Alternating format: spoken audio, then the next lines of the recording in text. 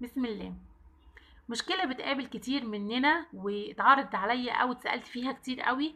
ابني مش فاهم انجليش، بيحل معايا كويس قوي. تمام. وانا بديله تأسيس وفاهم كل القواعد وكل الجرامر وبيطبق حلو جدا.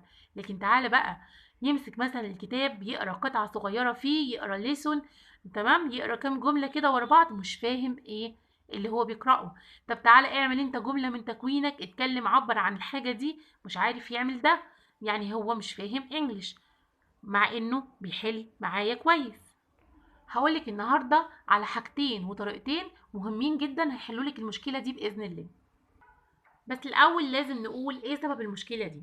سبب المشكله دي ان احنا لسه بنشتغل مع الولاد بشكل تقليدي، اللي هو ما بقاش ينفع دلوقتي. ازاي؟ بمعنى ان انا ببدا اطبقه او ببدا اسفه، ادربه على استخدام القاعده عن طريق الورقه والقلم بس في الكراسه او في الكشكول او في الكتاب. تمام. فهنا زي الفل بشرح له ممكن من اول مره بس الولد تمام وبيحل معايا، لان الموضوع بالنسبه له يعني واحد زائد واحد بيساوي اتنين. مثلا انا اديت له الآ والآن وفهمته ادوات النكره بتستخدم ازاي، امتى استخدم الآ والآن، بدأ بمنتهى البساطه فهمها. تدريب واتنين خلاص بقى يحل معايا بمنتهى البساطه. فدلوقتي لما اجي اقول له مثلا عندي كلمه انت، هيقول لي ايه؟ هناخد هنا الان، انت. عندي كلمه دوج، هناخد دوج. خلاص ما عندوش مشكله. قاعدة تانية مثلا زي عندي الهاف والهاز، دربته عليهم خلاص، وعرفته ان الهاف بتاخد او بتمشي او بتختار من الضماير الاي والوي واليو والذي وكمان الاسم الجمع، وعرف ان الهاز بتختار الهي والشي والات مع الاسم المفرد. بقى دلوقتي طبعا من كتر ممكن من اول مرة خلاص مفيش مشكلة، بيشوف بيبدأ يختار. ها يلا الاي هتاخد مين؟ هقول اي ايه؟ اي هاف بمنتهى البساطة مفيش مشكلة عنده.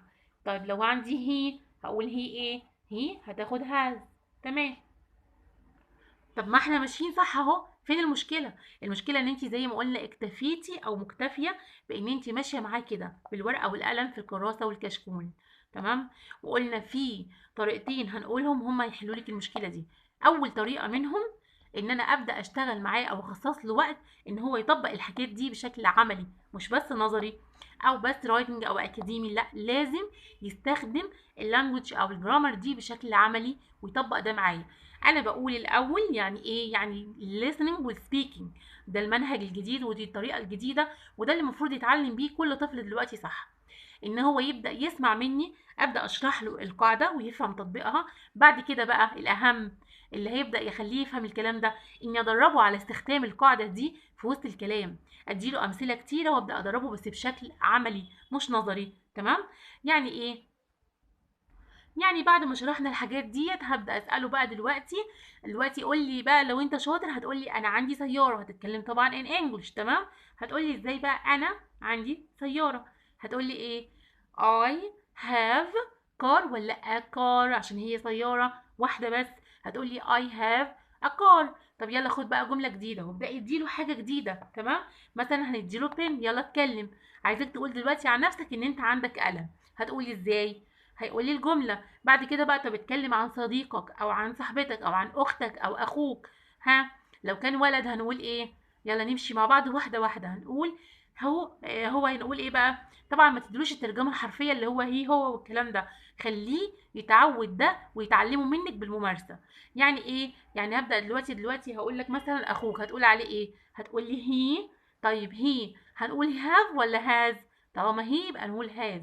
يبقى هي هاز كار ولا a car؟ he has a car، هو كمان عنده سيارة. خلاص كده. طيب وبدأ يغيري في الأسلوب، لو أنا مثلا شرحها له singular والبلورال ده أكيد أخده طالما وصل ل have و has، يعني المفرد والجمع. هبدأ دلوقتي أقول له طب أنت عندك دول، ها هتقولي إزاي بقى؟ يلا نبدأ نتكلم. هتقول إيه؟ I have a pen ولا I have two pens؟ I have two pens، أنا عندي اتنين. خلاص. طب يلا اتكلم عن حد تاني غيرك. لو انت مشيتي بالطريقة دي وغيرتي شوية من اسلوبك هتحلي فعلا 90% من المشكلة اللي انت بتقابليها واللي بنشتكي منها انه مش فاهم الجرامر او القواعد اللي بياخدها، لان هو هيبدأ يفهم من كتر ما يستخدم ده. اللغة ممارسة، فانت بتوصليه بالممارسة كل مرة وانت بتشتغلي معاه. تمام. بس ده طبعا مع الاستمرارية وعلى طول والمداومة. لازم كل مرة بشتغل معاه اعمل وقت واخصصه يكون فيه عملي الموضوع، اسيب الورقة اسيب الكراسة ونبدأ نتكلم مع بعض ويسمع مني وهو كمان يتكلم زيي. طيب دي كانت أول حاجة هتحللك جزء كبير من المشكلة. الحاجة التانية مهمة جدا جدا وهتحللك فعلا بقى، يعني بصي مش هيبقى فيه إن شاء الله بعدها مشاكل، بس نمشي صح. إيه هي بقى الحاجة التانية؟ إن أنا نفسي أبدأ بقى أغير أسلوبي شوية، نبعد عن التقليدي شوية ونخرج منه. تمام. ساعدي الطفل بتاعك وبسطي الموضوع، ولازم تبتكري ويكون عندك طرق جديدة. هغير أسلوبي بمعنى إيه؟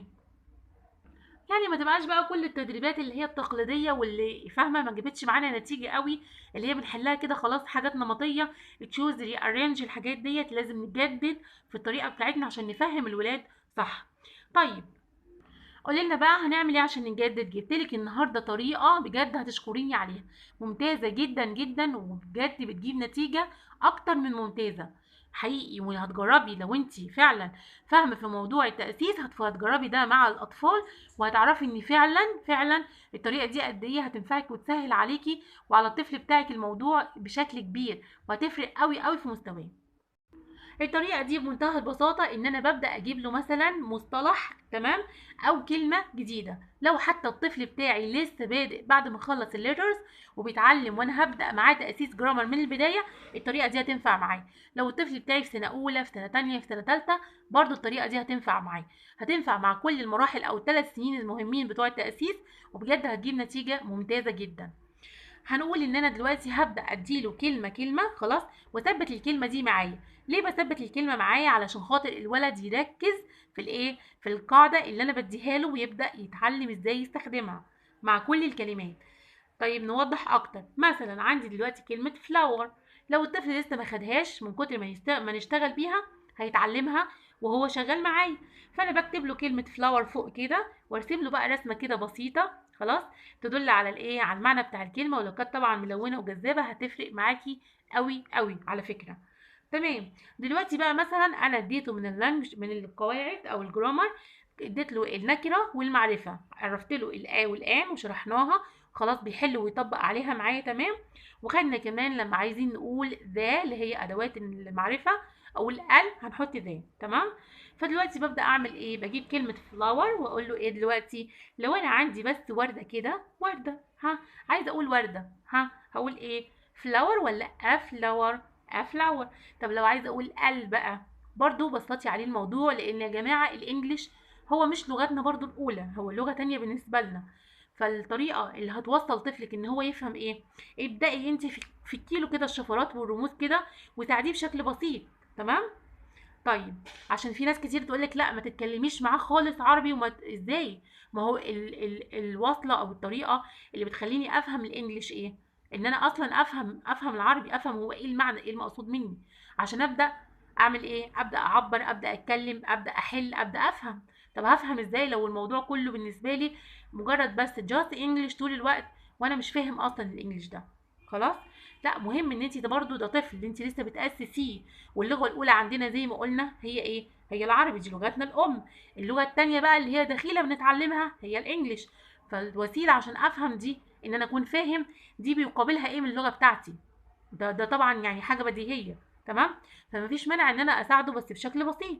طيب فهقول له دلوقتي لو انا عايزه اقول فلاور ورده بس كده هقول افلاور. طب لو انا عايزه اقول ال واحط بقى ايه ال اللي هي ذا وتعلمناها طبعا المفروض مع بعض، يبقى اقول ايه؟ a flower ولا the flower؟ هنقول هنا the flower. طيب خدنا كمان السنجلر والبلورال. عندي دلوقتي one واحدة بس، وردة واحدة، أقول إيه يا شطور؟ flower one ولا one flower؟ إيه الصح؟ هقول إيه؟ one flower.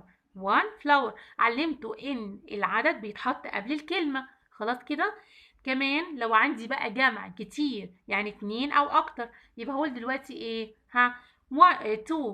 مثلا عندي اتنين أو تلاتة، هقول two flower ولا two flowers؟ ونحط الاس بتاعت الجمع؟ لا طبعا هنقول two flowers. انت طبعا وانت بتشرحي معاه بتوصلي له وبتميزي له، فمع المره الجايه لما يجي هو يشتغل هتلاقيه هو بيلقط منك وبيعمل زيك. وهقول لك ده دلوقتي ازاي بمنتهى البساطه. طيب دلوقتي عايزه اقول ان الفلاور بتاعتي ديت لونها بينك، هقول ايه بقى؟ هقول a pink flower. a pink flower. طب لحد كده ده كله بالنسبه له ماشي تمام، عملي حلو قوي، بس ممكن يقع من دماغه كمان 5 دقايق. انا عاوزه اثبت ده، وزي ما قلنا نستفيد، الطفل بتاعي يفهم، يقرا، يتكلم، يكتب كله مع بعضه. اعمل ايه؟ ابدا بقى ادربه كده. عشان كده بقول لك غيري بقى من طريقتك ومن اسلوبك، ده كان قصدي، نغير بقى من طريقتنا. هشوف بس كده اقرب شويه، اعمل له بقى تدريبات جديده تمام عشان ابدا ادربه على الحاجات دي. عندي دلوقتي لو عندي دي اديله الكلمه الاول، لو هي جديده طبعا عليه بالنسبه له حطيها له كده الاول. منه كمان انا بعمل ايه؟ بعلمه كلمات وانا ماشيه، لان لو لسه بادئه مع طفل في اول مستوى بعد الليترز ما خلصهم، دي فرصه كويسه برضو بعلمه ايه؟ بعلمه كلمات جديده بطريقه سهله.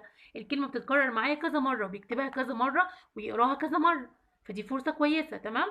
فانا هختار هنا كلمتين بالشكل دوت، وزي ما قلنا عايزين صورة كده جميلة تلفت نظره، تشد انتباهه، تخليه مش كاره الموضوع تمام، حبه وعاوز يشتغل معاكي. ودي بسيطة قوي. عندي مثلا كلمة بول، بول يعني كرة، وعندي بين اللي هو قلم جاف. تعالى بقى نشتغل عليهم. هنا بنعمل ايه؟ بص كده، لو عايزة اقول ان دي كرة بس كده هقول ايه؟ a ball. a ball. طيب عايزة اقول الكرة هقول ايه؟ the ball. the ball. طب عندي دلوقتي واحدة بس هقول ايه؟ one ball. one ball. لو عندي بقى اكتر من واحدة two or three or four هقول two ball or balls. لا two balls. تمام كده.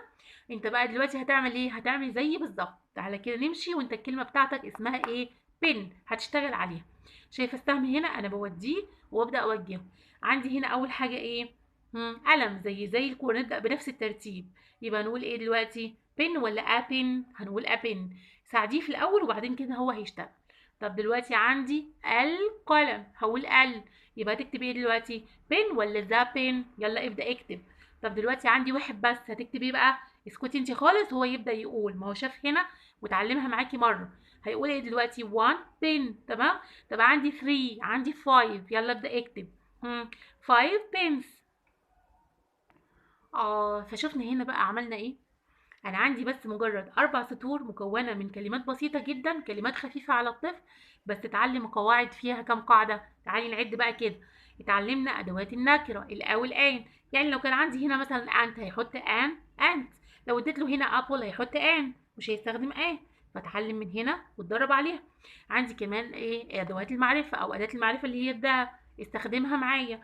عندي كمان ايه؟ السنجلر والبلورال. شفتي بقى كام قاعدة وبمنتهى البساطة. طبعا لما بنكرر ده كل مرة خلاص الولاد بيبدأوا يتدربوا. من هنا بدأ يسمع، بدأ يتكلم، بدأ يكتب. شفتي عملنا كل حاجة مع بعض وبأسلوب بسيط جدا، وبدأنا بطريقة سهلة. عشان كده قلتلك الطريقة التانية أهم من الأولى. هي إيه بقى؟ غيرت أسلوبي، غيرت طريقة التدريبات بطريقة ذكية وسهلة، وعرفت أوصل للطفل كل اللي أنا عاوزاه بمنتهى البساطة. طيب وهنقف؟ لا طبعا، زي ما قلت لك الطريقه دي تقدر تمشي مع الطفل بتاعك من هو بدايه التاسيس الجرامر، بعد ما خلص طبعا تعليم الليترز الرايتنج بتاعتها والاصوات وكل حاجه، وبدا مستوى تاني، لغايه مثلا ما يدخل معاكي ان شاء الله على سنه تالته. تقدري تدربيه بيها على كل القواعد اللي عندك، طريقه سهله جدا وجميله. دلوقتي بقى دخلنا في قواعد جديدة، علمناه صفات الملكية، الماي واليور والهاز والهير. طيب نبدأ نتدرب عليهم بنفس الطريقة. خلاص كده. انا ممكن طبعا ابدل في الكلمة زي ما اتفقنا، انا بس مدياكي مثل عشان انا اشتغلت على ده. انت كل مرة بقى تحطي له كلمة جديدة تمام. ودي حلاوة برضو الطريقة دي زي ما قلنا.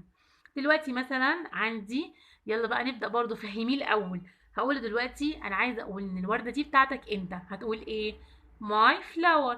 طيب دلوقتي بتاعته هو يبقى your flower. طيب بتاعته اسفه معلش، بتاعتي انا هتبقى ماي، بتاعتك انت يور. طب بتاعته هو بقى، بتاعت الولد his flower. طب بتاعت البنت ملكها هي، بتاعتها تبقى ايه؟ her flower. ونفس الطريقة ابدأ يديله بقى كلمة تانية وهو يعمل زيك ويستخدم معاها صفات الملكية. ودي فرصة كويسة أثبت وأعلم صفات الملكية تمام، لأنها برضو من الحاجات المهمة جدا، وأتعلم ازاي استخدمهم وإيه معناهم وبيدلوا على إيه كمان. ما تبقاش بالنسبة لي بس أنا حافظ هيز حافظ هير مش فاهم. تمام. لما أجي أتكلم أنا مش فاهم، أعمل جملة مش فاهم، أعمل مثلا ترتيب لجملة مش عارف برضو. تمام. طب نغير بقى في الكلمة بتاعتنا هنا. وكمان مش هننسى ايه واحنا ماشيين بنزيد بنزود، مش بنرمي القديم. نرجع تاني: a car، the car، one car، three cars. تمام. طب يلا: my car، your car، بتاعتي وبتاعتك. طب دلوقتي his car، her car، بتاعته وبتاعتها. طيب كده وخلاص هنسكت؟ لا طبعا، لسه مكملين. ها، زي ما قلنا دربي على القواعد واطلعي كملي. بعد ما يتدرب وياخد وقته، يديله وقته الكفايه ويتعلم معاكي، نبدا نضيف قواعد جديده. ما احنا طول ما احنا ماشيين بنبدا نحط، وبرده نفس الطريقه دي هتفضل مكمله معاكي ممتازه جدا. دلوقتي بدات ادرب مثلا على اسماء الاشاره: this with his، على الايت والذي مع المفرد والجمع، السنجلر والبلورال، وابدا احط حاجات جديده. هبدأ اتعلم اهو جمل بقى نبتدي ازاي نكونها. دلوقتي هقول مثلا هي عندي بس واحدة، هقول this is a car لو كان عندي مفرد، او اقول it's a car، الاتنين صح. this is a car او it's a car. طب لو عندي بقى جمع هقول ايه؟ ممكن اقول they are cars or these are cars. خلاص كده. طيب ونبدأ برضو نغير. طول ما انا بتكلم طبعا بشكل سريع، الموضوع ده بياخد منك طبعا وقت، بحيث ان انت بتكوني دربت الطفل بتاعك على ايه، على قاعدة، وبعدين تخشي على قاعدة جديدة. تمام. طيب دلوقتي بقول مثلا I have a flower. ها، he has a flower. بندرب على have و has، قواعد جديدة اهي. تثبيت الكلمة بقى هنا بينفعني في ايه؟ بينفعني ان انا اركز. تمام. لما الولد كل مره فلاور فلاور فلاور، فهو انا وجهته ووجهت انتباهه كله لايه؟ للي قبل فلاور. ازاي بتكلم واعبر؟ هنا بقول انا عندي ورده. يلا هتقول ايه؟ I have a flower. طب دلوقتي هو عنده ورده، هنقول ايه بقى؟ he has a flower. تمام. شفتي اتعلمنا ازاي بقى نستخدم ونعمل جمله؟ طبعا بتمشي ازاي معاه بالطريقه زي ما قلت لك. بتبداي تحطي له تدريب ده في نص الصفحه كده، وتدي له ايه؟ النص التاني كلمه تانية، او نفس الكلمه، بلاش نفس الكلمه طبعا، كلمه تانية، ويبدا يتكلم زيك بالظبط بنفس الجمل والقواعد عشان يتعلم. خلاص. طيب بعد كده عايزه اقول ايه؟ عايزه اتكلم عن لونها: it's a pink flower. لونها pink. it's a pink flower. ممكن اقول كمان my flower is pink. my flower is pink. وبالطريقة دي هكون عملت للكلمة الواحدة عيلة كبيرة من القواعد، وبدأت ايه؟ اشتغل عليها.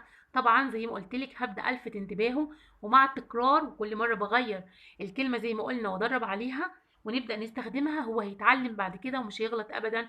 اما اجي اقول على حاجة واحدة بس، هقول one مثلا book. تمام. لو كان عندي اكتر هقول five books. لو كان عندي مثلا لونه احمر هقول ايه؟ ها، a red book. مش هغلط بقى واقول a book red والكلام ده. خلاص من كتر التدريب هو بدأ يفهم، وبدأ كمان يتكلم، يسمع منك ويكتب. دي حاجة مهمة قوي.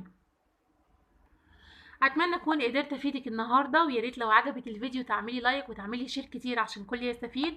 وبنوجه تاني يا جماعه دعوه: لازم نغير طريقتنا واسلوبنا، مبقاش ينفع نفضل ماشيين بالطرق التقليديه بتاعه الاول. هنفضل نقول الكلمه دي كتير لغايه ما نبدا كلنا نغير اسلوبنا عشان نطلع بنتيجه افضل مع اطفالنا. واسيبكم باذن الله في رعايه الله، ونتقابل ان شاء الله في فيديو جديد، والسلام عليكم.